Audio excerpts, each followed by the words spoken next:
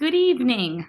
Welcome to another edition of Esoteric Book Club. We are discussing The Fruitful Darkness, chapters 4 through 5. Let's, I guess, go into our overall impressions of the two chapters and then talk about, the details of them. I felt like it was a very poetic expression of a shamanic journey. I feel like that's what the theme of the book is.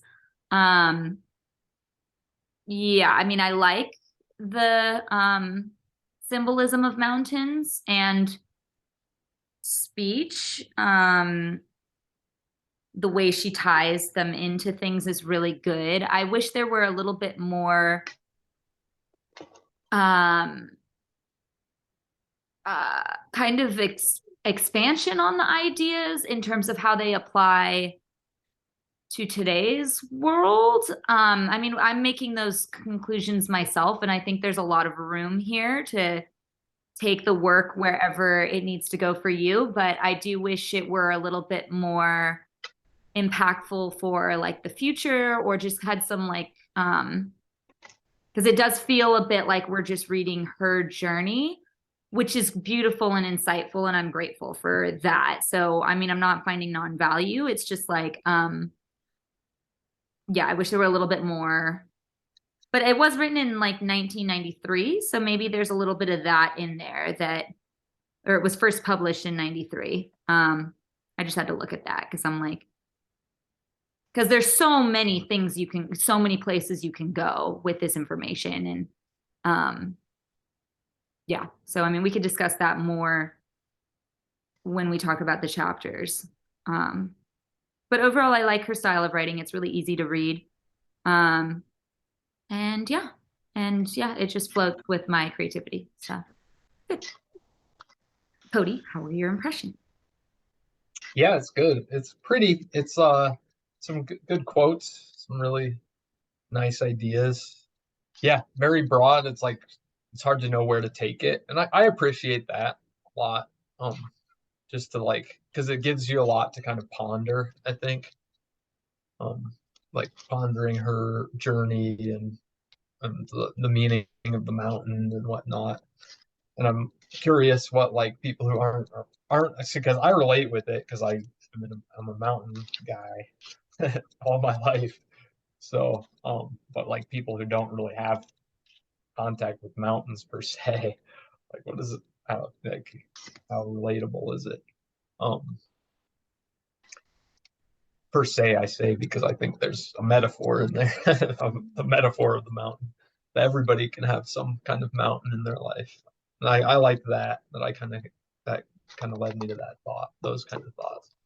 Um, and then like the other chapter was nice. Like it's a lot of it just did seem similar, like kind of and saying kind of a lot of the same stuff that Broader Rocker says in part of um, the last book.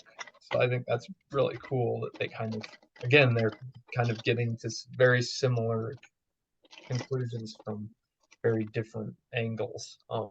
But then again, it's like, yeah, I do tend to be a perennialist, so I guess like I do tend to believe that like there is kind of somewhat universal wisdom that many sources can tap into various ways.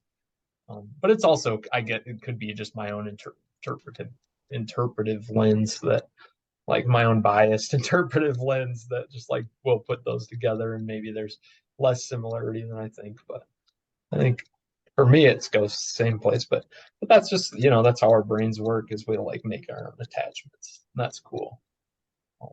So yeah, and like I really like I like how she frames communication. And again, it's like that reiterates what I was saying earlier about relationship. Like it reiterates this like we have this ground of silence, but everything kind of springs forth in communication. And in communication, in relationship, reality takes form. So I think that's really, really beautiful and really essential idea.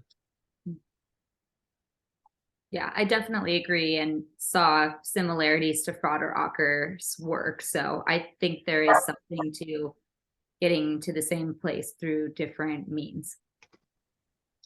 Um, yeah, Britannia, how was your impression of these chapters? Uh-oh. Ruh-roh, we can't hear you. Can you hear us now? It says it's doesn't say you're muted. Okay, yeah, I don't know. It kept dropping. Can you hear me? Yes. Yeah. Yeah. So I think the first like time I read it, I read it as more of, like connecting with like the personal story of hers. But like the second time I read it, I feel like it's like littered in metaphors and like more like universal truths that are kind of like up to you to define, which I think is important to define what you think is true. So I think that's, I don't know, the pilgrimage idea and the connection with nature. Um, I don't know, just the shamanic approach I really like appreciate because it gives you that approach to otherness in a very literal way. So it's like, oh, that's like one like very like unique example. You know how like Frater Rocker uses his like private journals or his private experiences. I feel like I don't know. That's why I kind of picked this book because I was like, oh, it lines up a lot with what he's saying.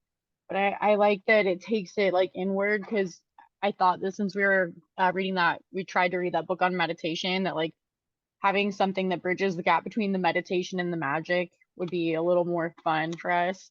So I really like how I'm seeing the parallels and connections with that. And I feel like it's kind of just strengthening my feeling about my practice and just kind of like invoking me to want to do more with it and like feeling a little more comfortable and safe and like instead of being like, oh, what's this new magic, like, oh, I feel like the second time around reading this book with like the approach that I have now is like a lot more grounded and full of like intention in the sense that I'm going to do something with it, like the information. Before I felt like I was just enjoying it and connecting with it, but like the second time around reading it, I feel more like action invoking.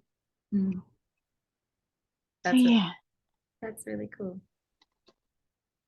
Um, cool. Well, yeah, to get into it, I mean, maybe a good place to start would be like have, because I'm sure I think all three of us probably have some mountain story.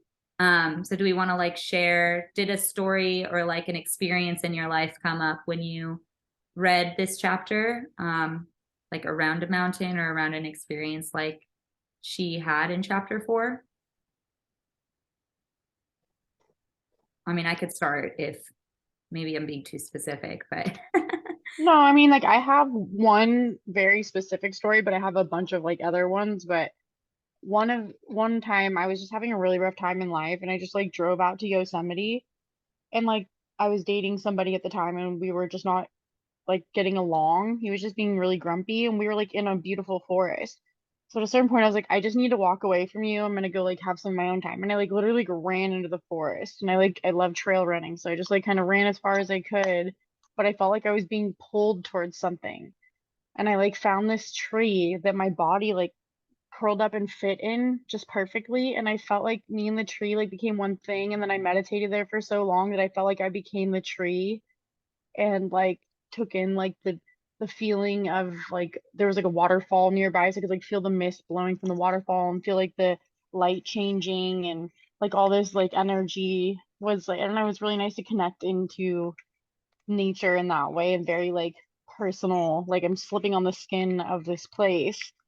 And I don't know, it was like really healing as well. I don't know, that was like one of the most visceral ones where I felt like I just like clicked into spot, like my heart found this tree. Like I felt like something was calling me and pulling me towards it. And I found the tree and I was just like it was like right on this little cliffside right in front of like a waterfall, like diagonal from it. So it was like so beautiful.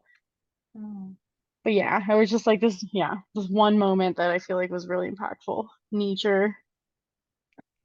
it's a good one. Oh, Cody, you're muted.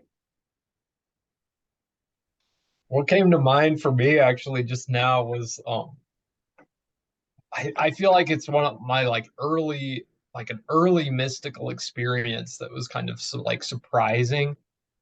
I was like, God, how old was I? I was pretty young, like a teenager or maybe even less.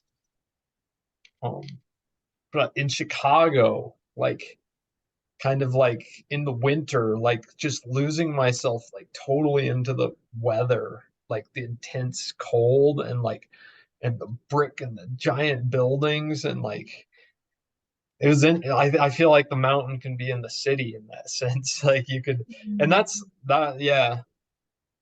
But that's something that kind of struck me like metaphorically, like well, not metaphorically, but kind of like literally is like you take on whatever environment you're in. So um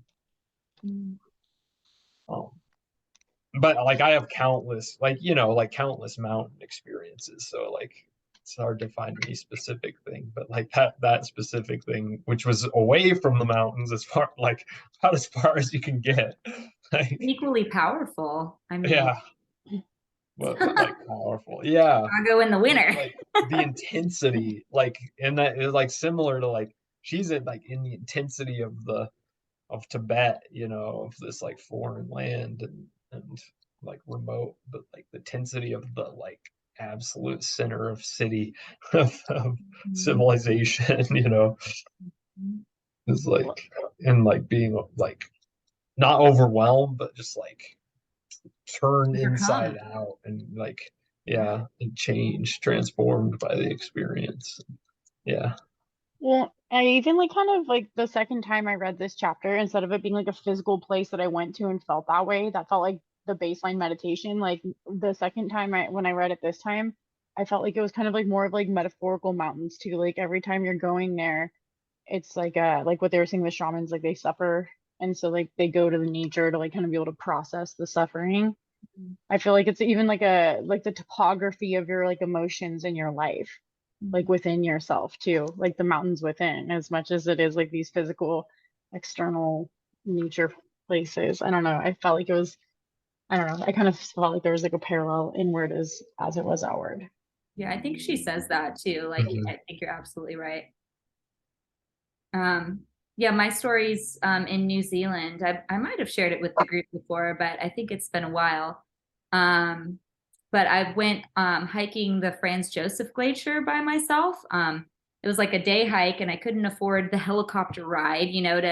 I'm like, I'm not going to spend a grand to. I mean, it would have been really cool. Like the pictures were really cool, but I'm like, I'm not going to spend a grand to go like on a helicopter to it. Like I'm going to take the free 6 hour hike. And I was so new to hiking and just the whole thing. I brought like 2 oranges and like one granola bar and like a bottle of water and like my speaker and my poi, of course, because I'm like, oh, I'm gonna listen to music. And it's like through like really gnarly hike. It was along a cliff like edge. When I was approaching the hike though, I remember the thought going through my head of, I'm gonna, it's kind of like I'm going through like the neural pathways of my brain here. Like this is a brand new adventure, and I'm gonna treat it like going somewhere completely new.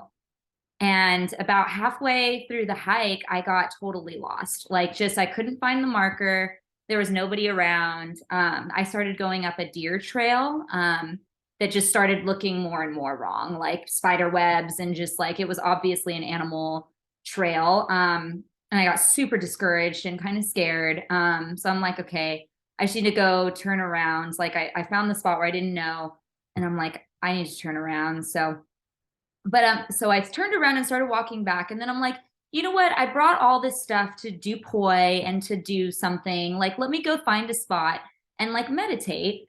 Um, so I'm like, I remember this spot that was by, where I got lost that looked really cool.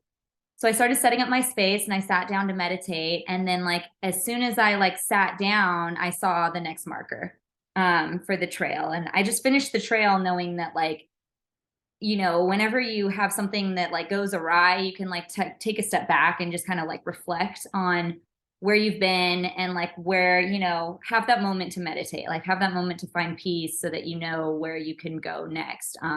It was just such an overwhelming, like, and then to see the front of the glacier was just, I was just crying. By that point, there was some, I think Northern European man that was like kind of just making sure I was okay. And I'm like crying, in this mountain, and this man's like, you okay, girl? Like, can't speak the same language. It was really weird, but it was good. I'm like, thank God you're here, but he couldn't say anything. So So yeah, I mean, I think mountains have the, like, that was definitely like a message that got through from, I mean, the glacier front. So yeah, I think it's really easy to tap into the messages that they have there. And that was a really good one that I'm glad I know how to do now. Stop and meditate, people.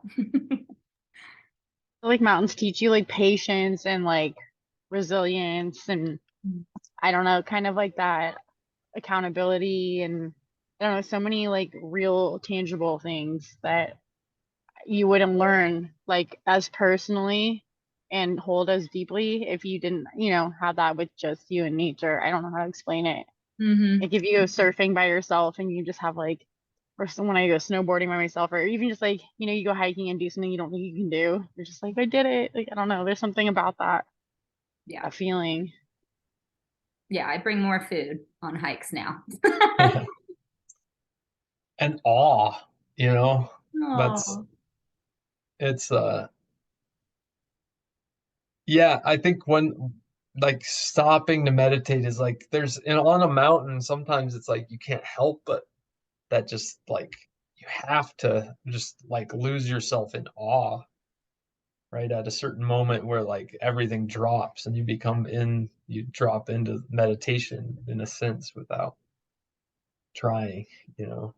Like I think that's part of it. Like the landscape, you got to allow the landscape to come into you. And there's been plenty of experiences where I'm like so caught up in my own shit that like I can go out on a hike and I still like it takes a long time for me to drop in. And if I'm not hiking long enough, I just won't. So it's an interesting thing. But if you go out long enough and really go into it, like there's you'll it just like you'll drop in. I think like just about anybody. I don't know anybody, but that's my experience. Mm-hmm. And I'm sure people who aren't experienced with like going out in nature might have a very different experience. But And nature kind of like, it's so big and so infinite in a lot of ways that you kind of, your problems become like in more perspective too. Like you kind of like get to like not only step away, but you get like that bigger perspective from stepping away. So I don't know, I really like that. Like I don't know, when I went skydiving, I remember that feeling where like I physically like felt all like the problems like floating away. Like sometimes when you're in the mountains, you take like a deep breath and you're just like sitting there and you get to like have that moment to like just sit for a while and then you feel like so much a part of the place and then you realize like how light you are again. You're like, oh, thank God. Yeah. Yeah, it's funny. I mean, I guess three spots have made me feel that way. It's like the redwood trees made me feel like, but it's almost like the similar feeling that I feel is like, oh, I'm so small, but it's not in like a not powerful way. It's just in like, or not powerful, but it just puts things into perspective so clearly when you're like either in the middle of nature, like the redwood trees, and then Milford Sound in New Zealand was just like, I mean, so unreal. You see the like scraping of the glacier just on the sides of these mountains that like formed this sound that's just unreal. But and then I had it in a grocery store actually, and it was when we were invoking air, I think it was.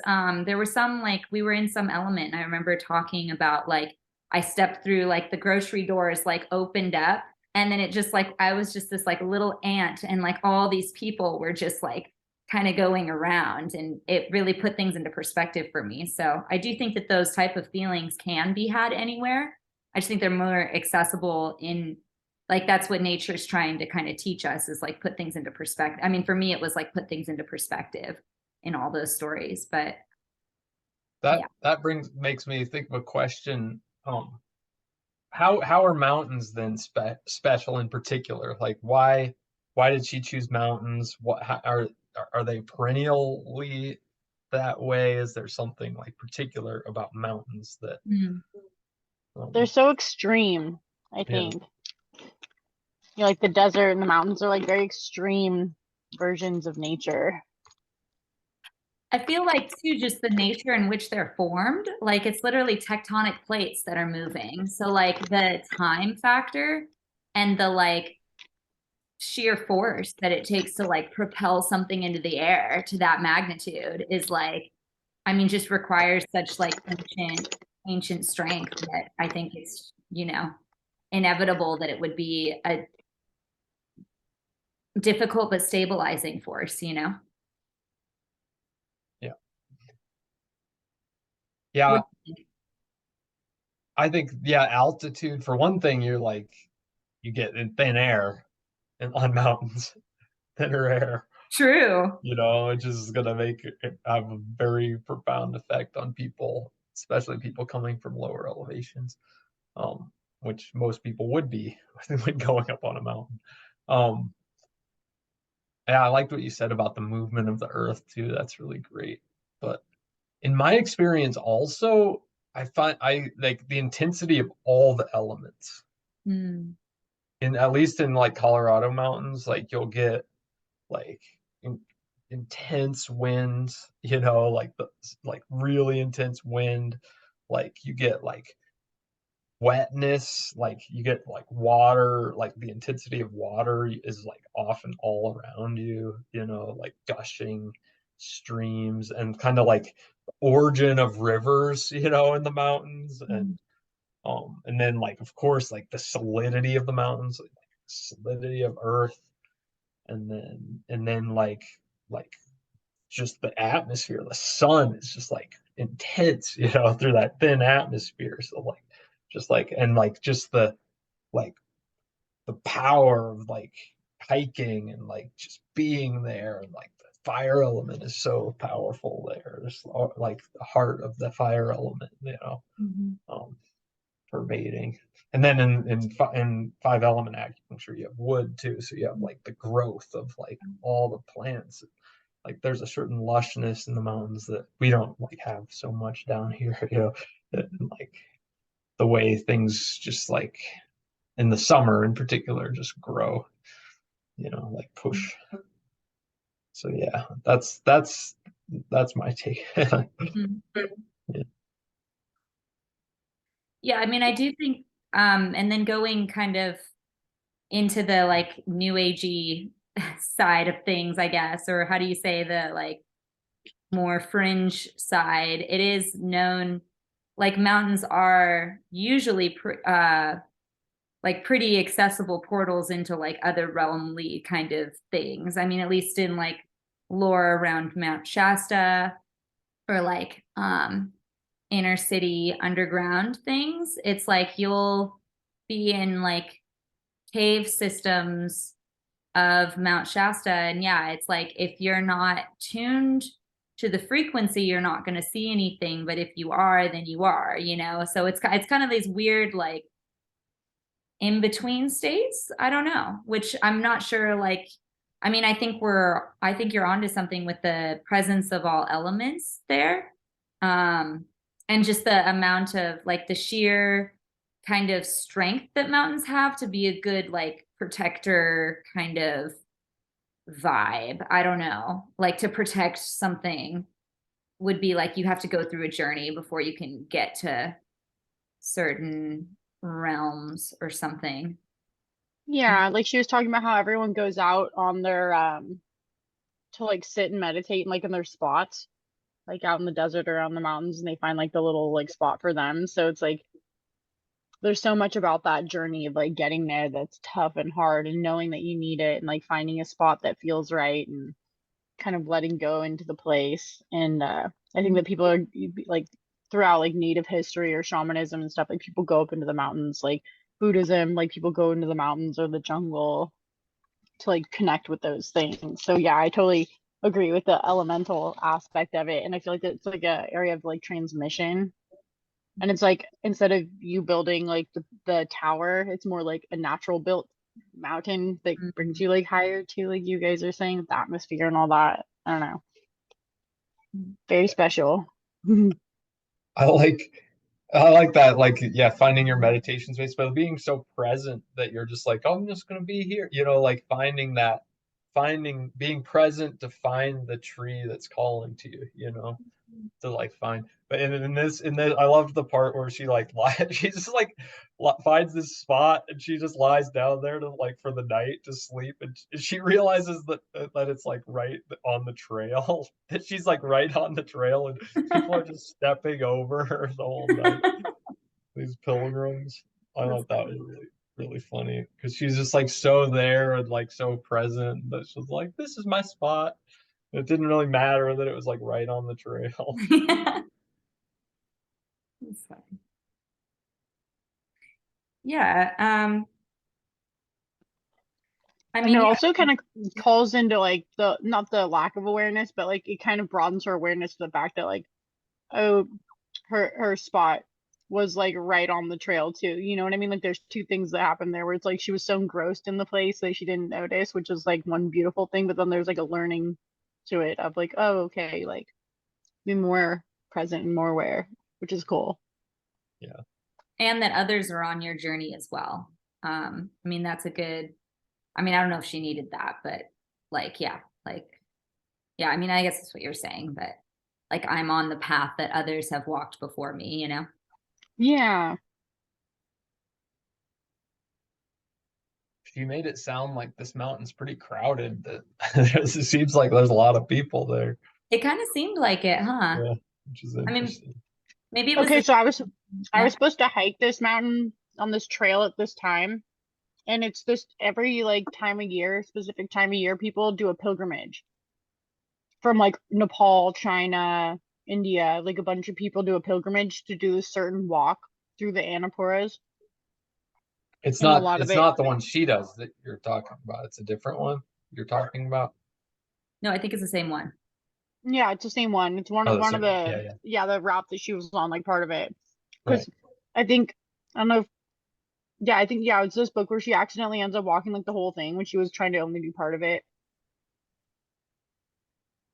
or something like that. I don't know. Yeah, it gets there, but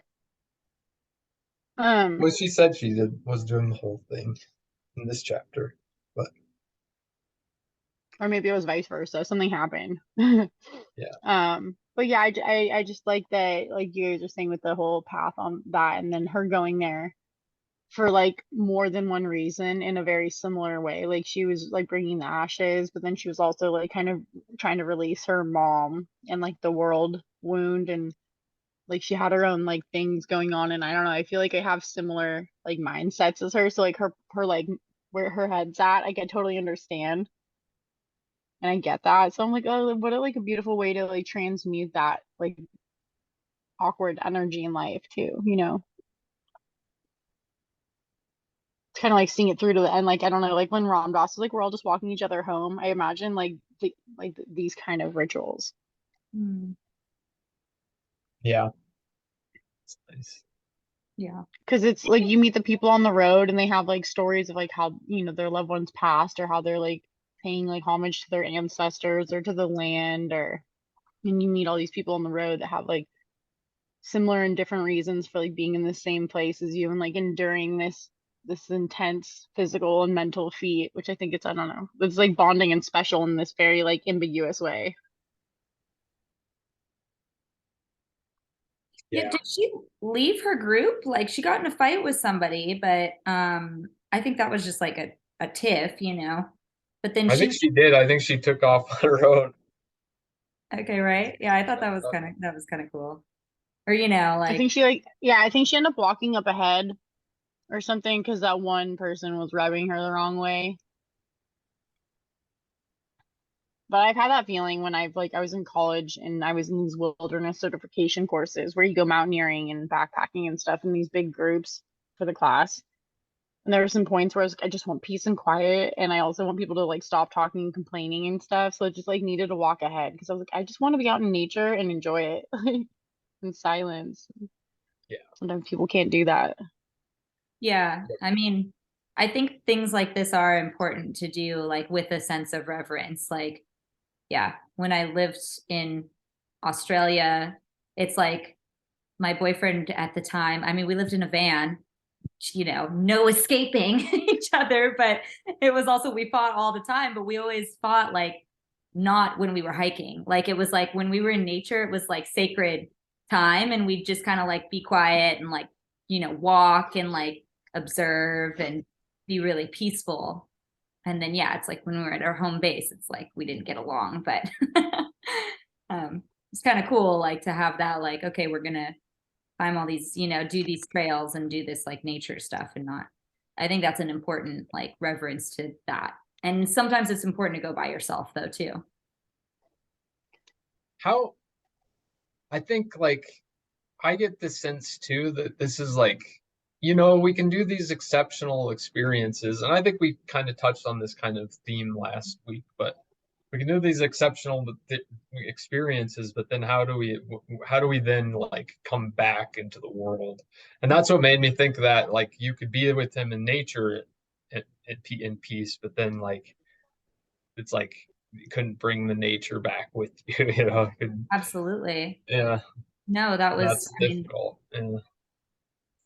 it's a perfect way to say it. And even the integration back into like California from that trip was really difficult. Like I ended up losing all of like most of my friends, and I think I got like, yeah, I think I got a DUI like a couple weeks after that because it was like just not cool, you know? I mean, the relationship kind of tore me apart, but then also tearing my life apart to go to Australia, just like I didn't have a lot to come back to, and it was a really weird time. But I'm grateful for it because it brought me to magic in a lot of ways. It just had me reassess things. But yeah, I mean, I think integrating those messages is because I mean, really, New Zealand was before that too. So I already knew like that I should go meditate when times are hard. You know what I mean? Like I already had those messages be coming through, and it took me a couple of years to really put that into practice, you know? It's like such profound messages that took a while to really integrate, you know? Yeah. Yeah, I think sometimes it really does. It takes like it's hard to like I think like this is what I like about magic is to be able to like learning to take in the spirit of a place. Like you could go to take in the spirit of the mountain and like really like and like the expansiveness and like the groundedness and the eternality of it, the life, the vibrancy, the elements, all of it, and then like have that to then be able to like in your day-to-day life solidify the mountain in your heart, like to where like you're there so you don't respond to other things, but as much. But that's hard. I mean, it's so hard because like you still want to be present here too. So like you're not like trying to like just go there and retreat into your imagination into this mountain realm. You like take it to like bolster what you have in the present moment in whatever situation you might be in. So that's like I think that's a real trick. That's a good magic trick. Yeah, I think that's the most, yeah, important. I mean, that's the most important aspect to living in this type of the society that we live in. Yeah. Finding these moments in the daily and knowing, yeah, how to, yeah, I mean, I do, yeah, the messages are like universal. So it's not, yeah, it's like, why is it so much harder? Is the question, I guess. Yeah, it sounds simple. Yeah, Like simple. for me, like mountains, like I don't know, in a way, like are simple and complex, and they have like the passing of the seasons too. So there's that like visceral growth and shedding and like dying and like rebirth and stuff that happens there. And I think that kind of like calls into attention like the microcosms within us of like not only like the otherness, like all the little like critter creatures and like, but also like the seasons and the winds and like what our winter and summer and spring look like within us too. Yeah. I mean, I think we have so much more access to other, and maybe that's why she followed the chapter with, language is because, yeah, how do we communicate with these things now? And maybe those are the next chapters coming up is more like about integration. That'd be really cool.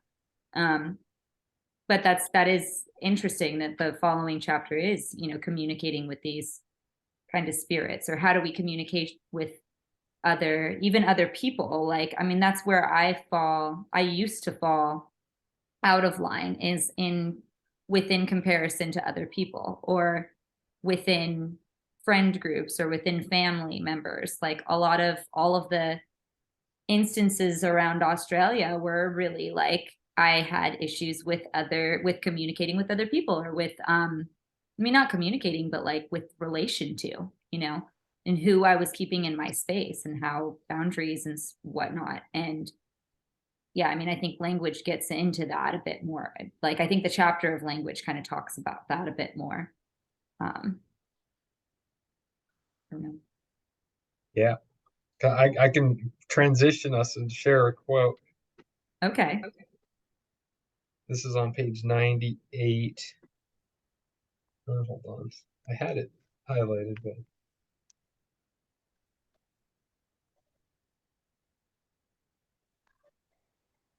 that's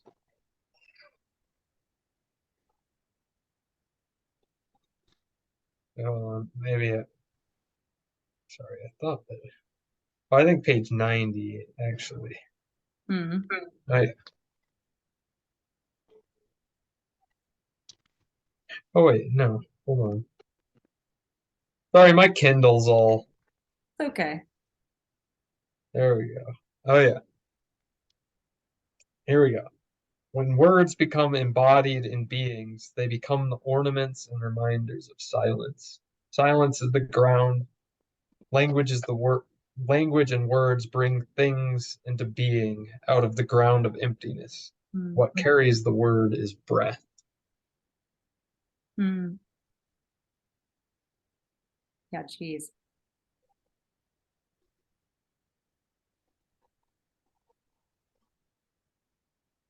Yeah. Yeah. Yeah, I think I just like that, like and like it's in relation to like the creation myth of everything coming from air. Hmm. The idea of everything coming from air. I love like these different like cultures and different philosophers have like had different elements that like everything is created from fire. No, everything's created from water. No air. So I just think it's fun. Like different people have made different arguments for the different elements, like Yeah. as being the fundamental element. But air makes sense because it is like from like stillness, like movement happens, and then in movement, then relationship. This kind of or like a breath of A breath. I mean, deity or something like coming from silence, like the ground of silence, and then things get stirred up. Relationship happens. So yeah, I I like like that. breath. I like the Vedic kind of origin story is probably like what I would want to dive into most, like Sanskrit kind of Vedic origin story stuff. I mean, not, I don't have the capacity to learn Sanskrit right now, but if I think the breath aspect, like, I mean, that's really helped me just with like in daily life, like, transmuting energies I mean, especially the like love breath kind of exercises, and like understanding how to give energy to others, and also like, you know and then exploring with how to safely like extract energy from others, I mean, consensually, but it's like you can also give, like, it's just been really easy for me to tap into that lately. But yeah, I think breath is, and I don't know how much that, like, again, I think in like Vedic it kind of encompasses like all of the elements. I mean, there's like fire and breath.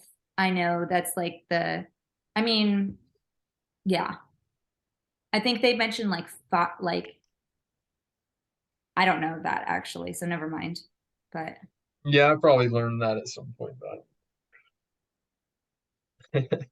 yeah, because I think theirs is fire first. Mhm. Oh, do they have a different order?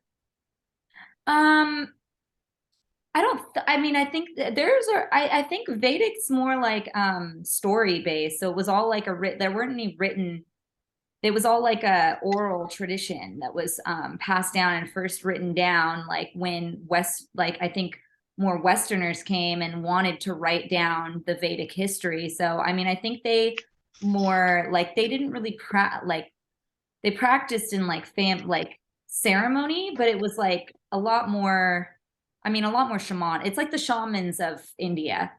So it was definitely like shamanic, but Yeah. like fire ceremonies are most of their like kind of major ceremonies, and then very organized and like a lot of deep history. I mean, geez, you know.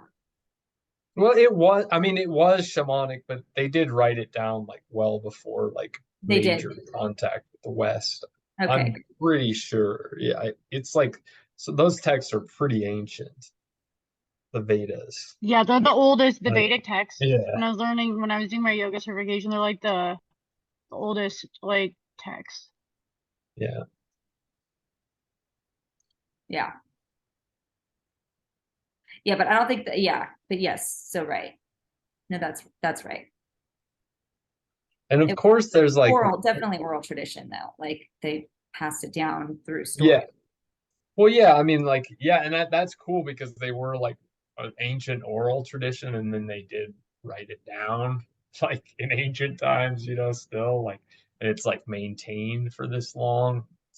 That's pretty powerful. Like Totally. Well, their the oldest translations haven't tradition. like passed through like the same type of hands as like the Bible and stuff. So I feel like there's more validity in the editing and the liberties in which they've taken, because it's only really gone from Sanskrit to like Hindi to English or like, you know what I Yeah, mean? yeah,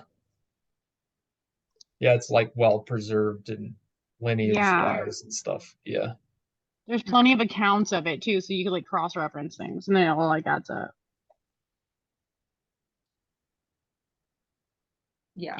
I really want, yeah, I really want to go to a talk that like Joan Halifax does, though, or like go to one of her like retreats sometime. I think that'd be cool. Yeah, she's got to be. I mean, do you know how, I mean, not to say this, but I mean, you might want to do that soon because I don't know how, like, is she getting pretty old? Like, I must Yeah. be. Yeah, mean, I would kind of imagine, like, it seems like she's in her, like, well into her life when she wrote this in 93. So, I mean, it's 20 years after that, you know? yeah, We'll have to look it up. Um, yeah. yeah, let's see. I wasn't able to read this chapter as thoroughly as the one before, but I did like I mean, I like that she specifically said other too. Like that's like the other in reference to that. I thought that was like that's what makes me they are tapping into the same stuff for sure. I'll try to find where she said that, But but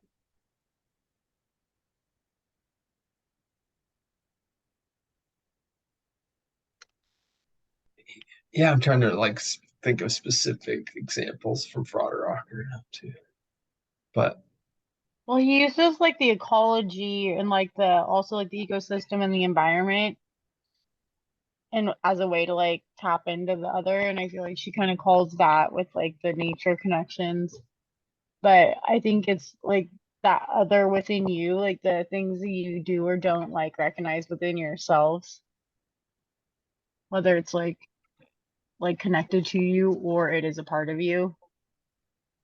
And like realizing what parts you could like call in and let go and like I don't know. hmm. I feel like it's kind of like her stories are kind of like an allegory of process, like a personal process of like how to transmute and connect and like open yourself up to the otherness. Hmm. yeah, and she gets on like in the process, it's like that she acknowledges that it like you are doing danger, you're in dangerous ground, and like physically, like I think like the metaphor of her like communicating with the orcas, like that's pretty dangerous to go out paddling with the orcas. I think, but like singing with the orcas and stuff, I think that's like really cool, like really engaging with like dangerous beings, of nature Mm. that could like, and like I think she mentions like engaging with like lightning and thunder, so like these danger like really dangerous forces. I was trying to do that the other day. It was a lightning storm outside. That was like an amazing lightning storm, and I was just like going outside, like I'm gonna like summon this lightning and like they like connect myself with it. But at the same time, I was like, should I be doing this? This is dangerous. Like I Yeah. felt dangerous, but I really wanted to. Yeah. Oh man, I have a lightning storm story. I have a scar from. But I was like sitting on the beach in Mexico during a monsoon, and the lightning was like striking the hotel, and it struck like the tower like right next to me. But it was just like so amazing and powerful. Like I don't know, it felt really nice being out in it because it kind of like resonated with like the tumultuous emotions like inside. Did you get electrocuted? No, but it was very close. I had to like run away fast, and I like busted my foot open, my knee. I have Oh, like okay. scars on my foot and my knee Oh from it. man. Yeah. I'm imagining you getting like the shock of like being so close that it like left a electrical No, burn. but I've gotten like the hair standing up before. Jeez. Where you're like, oh shit, I was actually real close, like bad. Yeah. Yeah, it's like and the air is like charged and Yeah, wind is it usually crackles. The there. air like crackles. Yeah. And sometimes you're being dumped on with rain at the same time. And it's like there's so much going on with lightning. But yeah, to like really let yourself like open to it, open to all of that. Like and set of like start communicating two ways to it. Hmm. Instead of just like shielding yourself. Like there's various ways we kind of like hold ourselves back from that two-way conversation. Kind of she mentioned science kind of tends to do that, like shuts ourselves off as like the objective observer of like the natural phenomena. I think that's where Fraud Rocker mentions too. I think like just this like stepping back, like this is other, this is self, like never the two shall meet. We'll just study the other, not engage with the other, because engaging with the other is dangerous, because we don't know. Dangerous. And then we'll engage with it on our own terms. Once we've like figured out how to exploit it, we can then engage with it. Yeah, I mean, question from that, like, do we think technology can have the same modes of communication that nature does? I love Like, that I would No. say question. yes, but Yeah, No, it's yeah. not something connecting with something else and like I don't know. I don't I don't think so. I don't know. Maybe, but I don't think so. I mean, I think it does. I think large. I mean, we engage with the natural world all the time via technology. It's like clothes, like to be able to like wear clothes, just to like at least like guard ourselves a little bit so that we can like better engage with it. So we're not just like freezing cold and like can't hit like just totally distracted by the cold. We can like go up in it and be insulated a little bit so we can engage with whatever spirits hmm. that are there without like so like I think technology actually allows us in a lot of ways to engage with Hmm. um, nature in Like a different mode of you a otherwise mode wouldn't. um communicating versus actually the communicating with it itself. It's like a mode to communicate. yeah. That's And I interesting. mean, in a sense, like it's our own ingenuity, even before, like, if like sometimes, people say like magic is a technology. It's like in our own psyches, like it's the ability to like have such like humans have this imagination, the power of the imagination, and this ability to engage with like we are communicative beings, like in a way I think that other animals aren't necessarily. Like we have this ability to like explore. We're explorative, and way to like integrative um and I mean I can't speak for other animals, of course, but I feel like humans do have like are pretty good at that ultimately.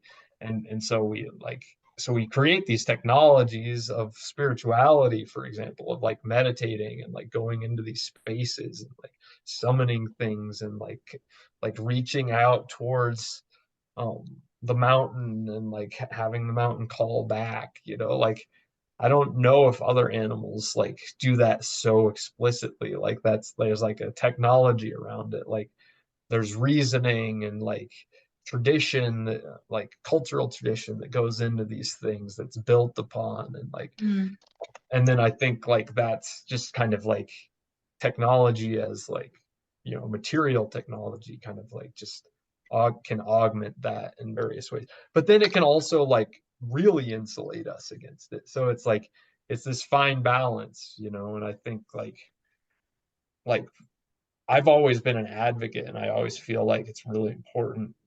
And it's something that's so hard to do is find a balance with technology where like, or like, I think it would be awesome if we could like focus our intention of developing new technology on like developing it in a way that like lets us relate with various beings on this planet in a better way, like developing technology that like lets us be stewards of nature.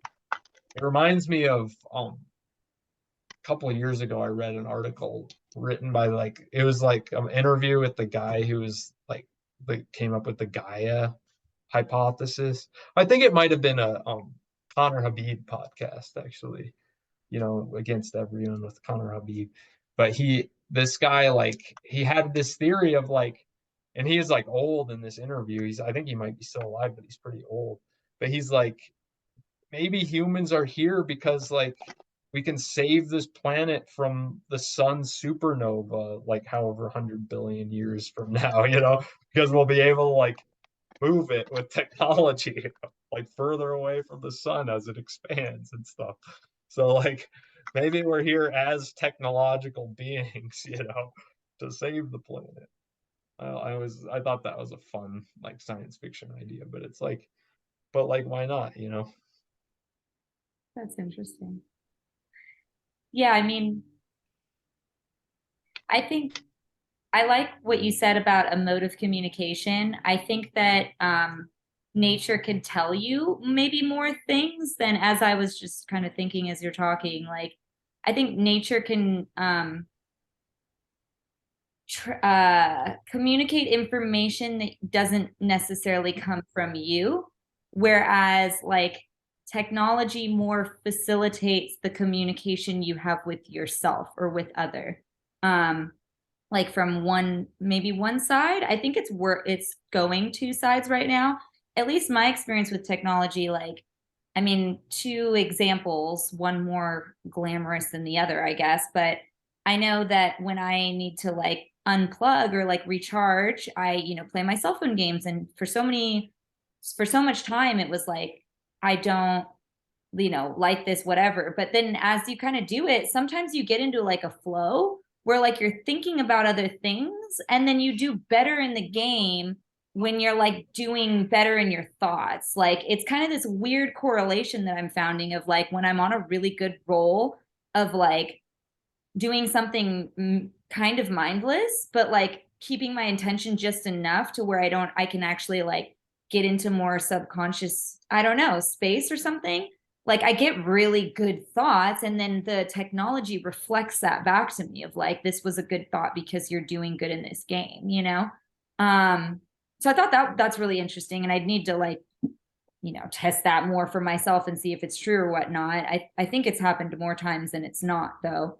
So, and then the second would be like using, I mean, I think of music when I think of that, which is ways that we communicate like the divine through technologies. And I mean, even like with electronic music, so much of it is like just virtual, like, and not, there's no like even backing of it in non like analog sound or whatever. And that's just, but it's still communicating like profoundly, really. And it's subtly communicating like on different realms that aren't just like that. So, I mean, that is like use of technologies in these ways. I do think that there are kind of more nefarious ways, but I mean, nature has those as well. Like, oh, go into this, go on this adventure, and then you're falling down a cliff, or you're freezing in the snow, like because it looked really fun to climb Mount Everest.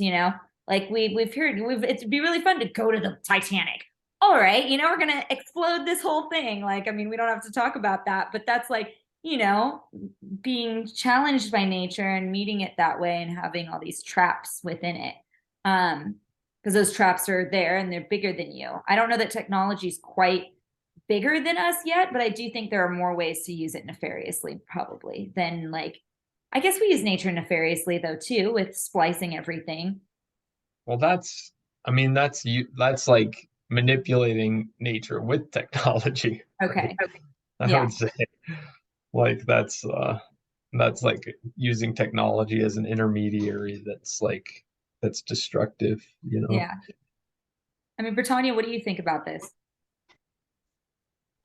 I mean, like I don't think that it's there yet. Like you guys were saying, like I think it's a window and a tool, but I don't think, and I think it's more of like a mode to communicate, or at least to like get insight. Because pretty much like acknowledging the fact that everything that like a computer knows, some human is like created or made. So like we're feeding it information that's like already known by humans because they created that information. Or you know what I mean? Like they documented it and programmed it into the AI, for example. Or like on Google, like all that compilation of knowledge and stuff, like that came from a source that was not the original like entity that's holding the knowledge, which I think is like a metaphor for us, you know what I mean? Yeah. So I see where it's going. I see where it could go, but like you said, like corruption and humans and the way we are, we'll see how we do with it. I AI, have I you think guys watched any AI, of the new Black have you guys watched any of the new Yeah. Black Mirror? yeah, 2 Yeah. episodes. The new Black Mirror is like, I think it's got like the number of what I'm talking about down pretty well, but it's also like I almost like too late. Like I mean, I I don't think know. a lot of that doom and gloom though is like kind of bullshit. Like I get upset with like a lot of these like series being like apocalypse, like dystopian like I love dystopian future novels, but like I can also like I've had visions of the technology be using to facilitate your spiritual ascension. Like that's what like Mhm. Earth is for That's like what I was us to saying. like Yeah.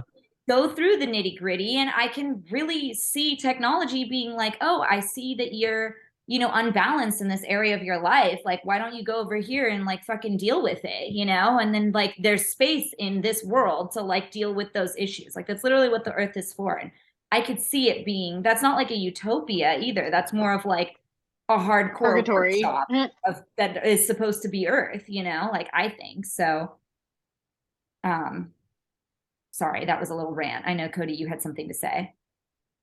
And I was going to say AI is a good example, I think, of like how technology um kind of separates, like kind of creates this weird separation between us and the world. But like the fact that we feed the AI everything information, it's just information. It's just like what we know, and like it's like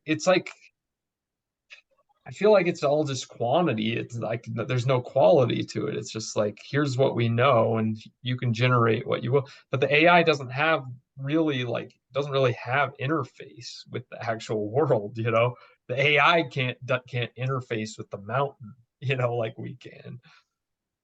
I mean, that's So interesting. like the AI becomes, so we have this idea of like AI like becoming intelligent, but it can't, like it'll never have the same like interface with the actual world that we do. It has an interface with a weird world that we fed it. So maybe it'll create, Yeah, it's like a being that's exactly. created Yeah. from that, but it's not, it's like no longer of the world. It's like, so that's, I know that's scary, I think, but but that's like, but in a sense we've done that to ourselves because we've made ourselves like, and we're like, AI is a reflection of how we've like thought about our own brains, right? Like we think of our own brains as these like computers that like calculate and process information and then like feedback. But like that's not really exactly what our brains are, because it's not just our brain, it's like our brain body interface and the interface with the world that we have that like makes us everything that we are. It's not, it's that like, But Western European like enlightenment bias of like there's more analytics. neurons in your heart than are in your brain, right? Yeah. Like that Yeah. itself is like, you know, more receptors in our heart and in our gut biome, there's like receptors there. Like you've three brains if you want to think of it that way. Mhm. I mean, that's what I always say. Yeah. So like that bias has like put us towards being in our heads about things and not engaged with communicating with the world. And that's like what she's kind of saying about like Western people are we're good at communicating with each other, but we're not very good at communicating with the natural world because we've shut that part of ourselves off, culturally. I do think that there is a lot of value. I was talking to my friend this week about it, just with communicating with animals and with being, kind of in some sort of animal space and like coming, like I was just talking to my friend, like he's like, all these animals keep coming to me, like it's like a herd of ravens or a cackle of ravens, like whatever that's A called. murder of ravens. What is it? A murder. A murder of ravens, right? He has like a murder of ravens outside his house, and then two foxes like scratching at his door, and like a hawk keeps like the same hawk keeps coming down like to his porch and just like looking in his like window. So he's like, "How do I talk to you?" Like he likes them all, and he's just like, "What are you trying to say?" So sounds like he needs to go on a nature hike or something and get to know like his land, because it like wants him to like get to know it. yeah, yeah. I mean, It's like inviting him out to come play. It's like, come look at me and hang out. well, and he's just so mindful. Like they have all their like territories, He's like the Ravens are like the freaking mafia of the neighborhood. Like Oh, really? everything runs through the Ravens before it gets anywhere, and these foxes can kind of like squirrel around, and the hawk doesn't think the Ravens are shit, but also like is like, hey, I'm here. Are you here too? Like I know you're here type of thing. So they all like live with him in his house, in his spot. Like he's in nature, he goes on hikes and stuff, but he's also like, they're really trying to tell me something. Like I'm like, I think they're just welcoming you to the neighborhood, A, and then being like, you're receptive to us, B, like you can see us for what we are. And then also like just give that time, and then they'll probably learn how to communicate, you'll both learn how to communicate with each other. So, I mean, that was my advice. I don't know if that's like really true, but I think that is with animals, it's like a time and a patience kind of aspect and like a trust, like a real like ingrained trust. Yeah, it's like all the movies where like the guy in the wild has to be, is it, maybe it's just one movie, whatever it is, where he's like befriending the wolf or whatever, like takes time. You just gotta like show the wolf that you're not harmful and like show it that you can give it food and Yeah. like slowly encourage a relationship. At that. I'm gonna make friends with the mafia ravens. Like just leave a little food out and they'll, go steal money from people and bring it back to you, like That'd be awesome.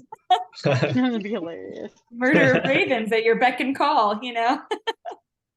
I have I crow love that. friends Go ahead, and go have ahead. hummingbird friends, but then like the crows tried to fuck with the hummingbirds and I started scaring them away every time I saw them messing with the hummingbird nest. So now Yeah. me and the hummingbirds are cool, but we have a tiff between me and the crows. Right?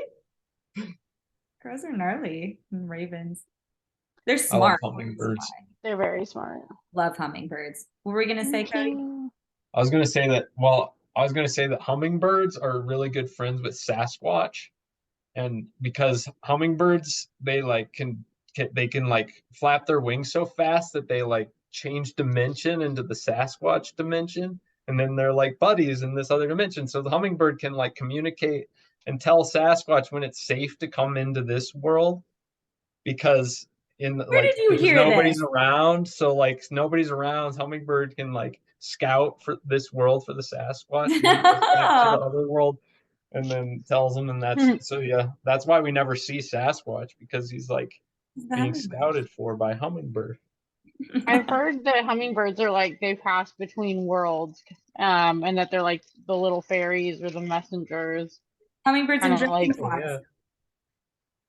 which I thought was always kind of sweet because my grandma, like, I don't know, there's different animals that like remind me of my family, and it was like it always like comes to me and it's like super obvious, and like my aunt's a dove, like my grandma's a hummingbird, like my grandpa's a pelican. It's really weird. Like, I don't know. I think it's maybe from like living around this area and just like having those associations since childhood, but it's cool to like have those little like, I don't know, little notions of like connection to like the animal spirits via, that.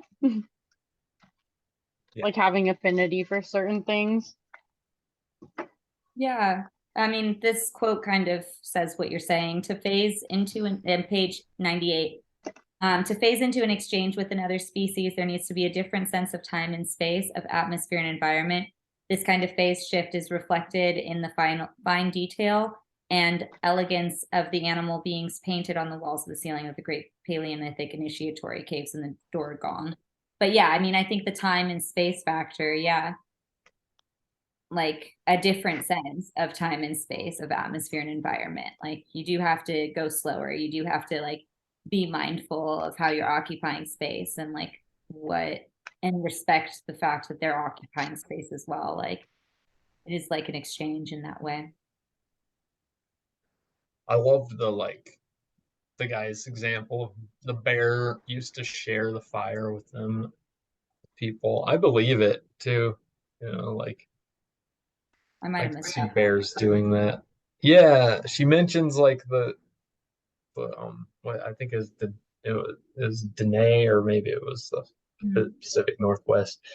But yeah, bear, like the guy told her that bear used to, before white man came, bear would share their fire and their stories, like would come listen to their stories around the fire. And Oh, but white men like scared the bear away from humans by shooting, like because the bear would come it would easily come close, and then they would just so easy to shoot.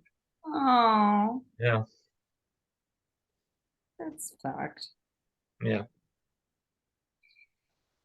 Well, on that happy note, yeah, do we have But no, the idea, the good half of that is that like maybe we can share the fires with bear again. That's the hope. yeah, I think Yeah, there's, I mean, we're certainly not there, but I definitely no, think that there are, I mean, I think we're just seeing a shift in a lot of different things. So, and I think half the world's one way and half the world's the other way kind of deal. I don't know if it's half and half technically, but it's more like energetically speaking, I think some, but it's not like an ascension or a non-ascension thing. It's like I don't know, like, I don't even want to say failure and success, but kind of like survival and not survival, you know? I I think mean, it's like adaptation, like people that are willing to change and open up, and then there's people that are not willing to change and that are closing up and they're grasping so tight to like not changing that it's like breaking our society. Hmm. I mean, it's just we're just caught up in whatever energy storms that we're in, I mean, wherever we are. It's like I guess we are like an halfway informational in, reality. we're like the sun is halfway in the dark edge of the Milky Way and the light edge of the Milky Way. So like in the arm of the Milky Way strip, we are on the edge, and like it's like half and half in our solar system or something. Hmm. So I mean that'll be that way until we die, like until we die, it'll be like You millennia mean humans? Yeah. fully Yeah. transition out of that, but maybe not millennia, but probably hundreds and hundreds of years, right? How long's millennia? I don't know. 1,000 years. Okay. Maybe 1,000 years. Well, eventually 1,000 our years. galaxy is supposed to slam into Andromeda galaxy and create a whatever the hell it's going to create. That's like 3 light years away though, right? I think That's like Andromeda's so like, A lot close more. compared to like space and like time.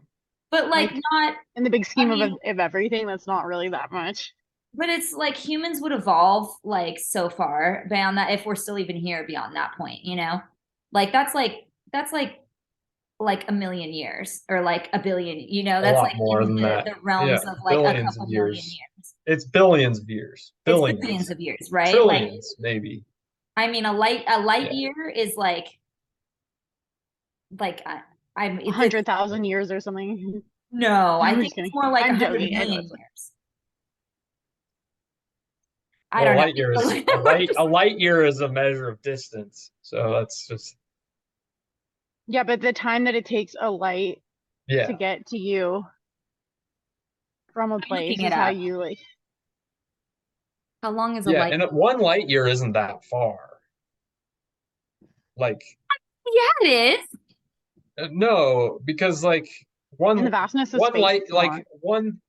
like there's I mean the distances are like way like millions of It's light a years. light year is equivalent to about 9.46 trillion kilometers or 5.88 trillion miles. Yeah. But there's like how far like look at how many light years is Alpha Centauri? The nearest It's star to us several is light about years. 4.3 light years away. What's that? 4.3 light years What away. is The nearest Alpha Centauri? star, The nearest star, which is Alpha in Centauri. Yeah, Alpha Centauri. 4.3 light years. So yeah, but then like that's like within Alpha Centauri is within the Milky Way. So like think of like the size of the Milky Way is how big is the Milky Way? How many light years? Like thousands, Yeah. right? So yeah, Yeah. or millions. I mean, again, like I think not in like I mean, humans would evolve past like or into something completely different. Like I don't even know if our consciousness would be like the same kind of stuff that it is right now during that amount of time for that It start might of be downloaded. Well, I think the sun will probably supernova before that. before that, right? Yeah. Anyway, so yeah. Oh, oh. Yeah. Well, to that, do you either of you have any quotes? No. Okay. I mean, I don't really either. So, we like the 50 pages, right? Yes. Yeah. So, Yeah, that was Yeah, kind of perfect. uh-oh. The way it's of an easy read. it is an easy read. So the way of non-duality is kind of a long chapter, but that is the next two chapters. It would be like 70 page or like 65 pages. We're fine with that. Yeah. Okay, cool. So next two chapter 6 and 7. Okay, I am ending the recording.